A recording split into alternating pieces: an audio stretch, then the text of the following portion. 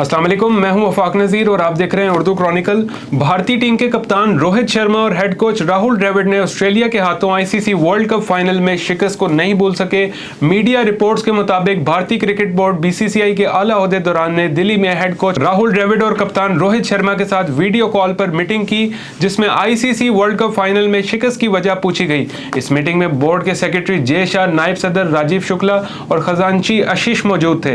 Coach Rahul Dravid ने world cup final में शिकस्त का मलबा अहमदाबाद स्टेडियम की पिच पर डाल दिया है, जबकि कप्तान रोहित शर्मा ने पिच को स्पिनर्स के लिए साजगार होने का शिकवा किया। भारतीय कप्तान का कहना था कि मुबैना तौर पर पिच उतनी नहीं बदली जितना मैनेजमेंट को यकीन था कि पिच बदलेगी।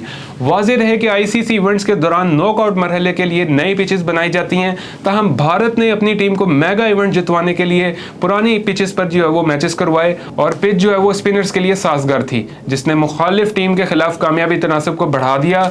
मैच से कबल ऑस्ट्रेलियावी कप्तान पैट कमिंस ने अहमदाबाद के नरेंद्र मोदी स्टेडियम को पिच पर सवाल उठाते हुए ग्राउंड स्टाफ के साथ बहस भी हुई थी। 1,30,000 से ज्यादा तमाशाइयों की गुंजाइश रखने वाले स्टेडियम में भारत को होम ग्राउंड के सामने ऑस्ट्रेलिया के हाथों इबरतनाक शिकस्त का सामना करना पड़ा था। ये थी वो तमाम तर तफसीलात। इसी के साथ इजाजत चाहूंगा। अल्लाह हाफिज।